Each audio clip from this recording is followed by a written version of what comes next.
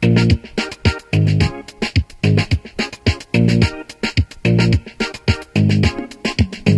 going to shamelessly sit here and talk to you while eating my bowl of soup.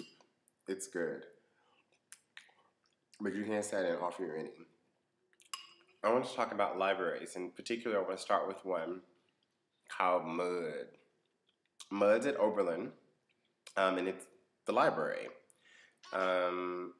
At the time that I was there, we had about 1 million volumes, including the internet at that time was like LexisNexis, and so it was a real access point for the net for all kinds of research.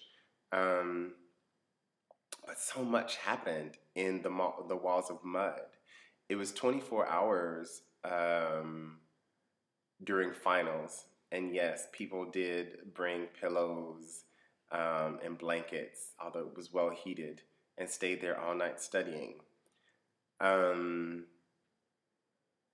There's one floor from I think it's the East Asian collection. I'm not sure what the East Asian languages collection. You can see down from the 3rd floor to the 2nd floor, I believe it is.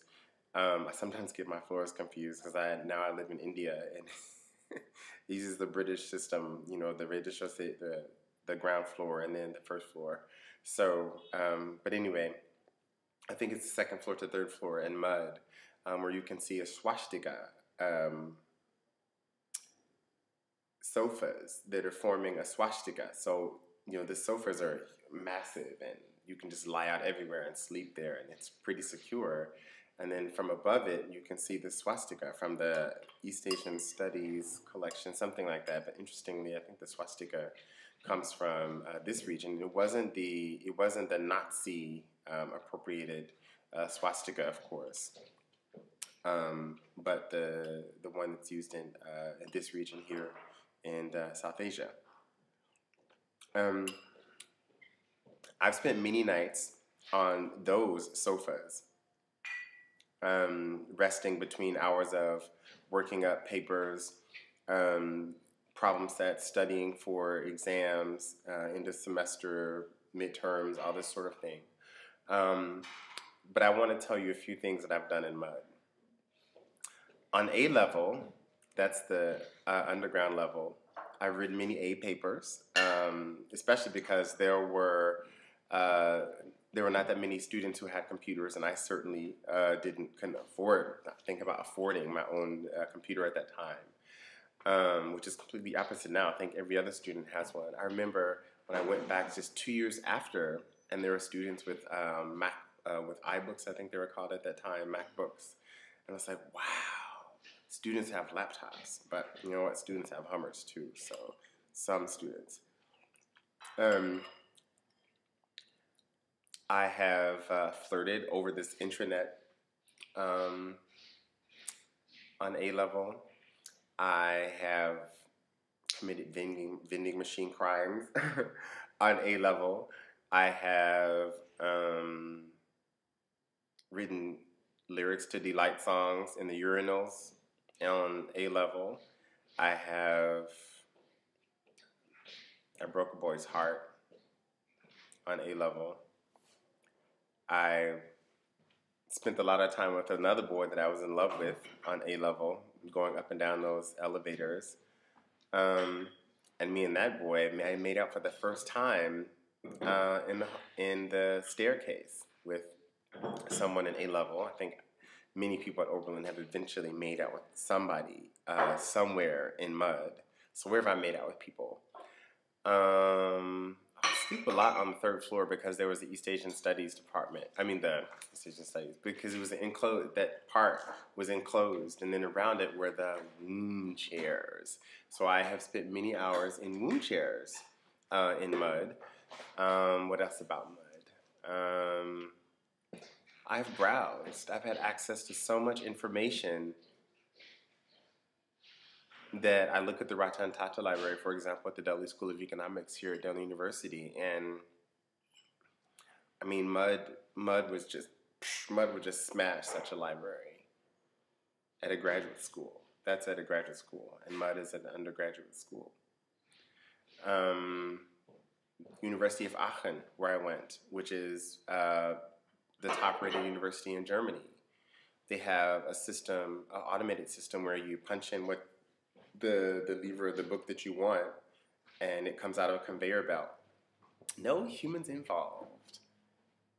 And I have browsed for so many things. Just browse, just look, spend hours and hours walking through, seeing, reading, sitting in. There are so many different places to sit in MUDD. I have sunbathed on MUDD's rooftop. There is a courtyard on the 4th floor.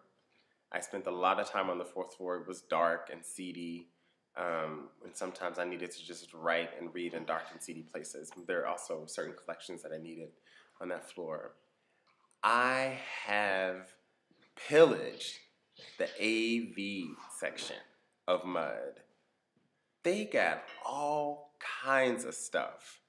Anything that you would want to see about black people, well, black people at Oberlin have made sure is there, and liberal thinking white people at Oberlin, and just Oberlin itself, make sure that MUDD is rich. And then you come to the archives. I think I had the privilege of visiting MUDD's archive when I worked for the president, Nancy Dye, at that time, my senior year. And or was somehow there was a board meeting, the board of the school, and so we were somehow preparing for it, and the other ones I protested. But I think this one somehow was in the archive, so I must have been doing something with them or for them. And just to see what a rich history Oberlin has in books, to see this history in books. We have it a lot in words. We talk a lot about it, and I love that about the school and its alumni network. But to talk, to see it in books, to see it in print, years and years of history, looking at the Oberlin Review, like actual, the Oberlin Review from over 150 years ago. I mean, even just the advertisements they were talking about, but even that there were black people, they were abolitionists, white people, 150 years ago in Oberlin. And this is what I got from my library. I think I've had a very early introduction to libraries. I remember the public library in Louisville was not far from my school, the main public library. And I'd spent a lot there. I remember the summer that my cousin and I, she was 13, so I was 3 years younger, 10, took my mother's car out for a drive 3 nights in a row. Well, once we finally got caught, my mother's punishment, let alone my cousin having to do community service, because they actually got caught by the Popo. I didn't get caught that night, so I didn't go to the Popo, so I've never seen the insides of a juvie center. My cousin has. But my mother, in addition to making me write sentences, and she made us go to the library like every day for a summer. That was our punishment. And we did. We caught the bus. We went to the library. We walked. We had a beautiful, beautiful summer. Me and my cousin. Holy crap, if she was 13 and I was 10, we were catching the bus by ourselves. I had already been doing it on the bus to school anyway.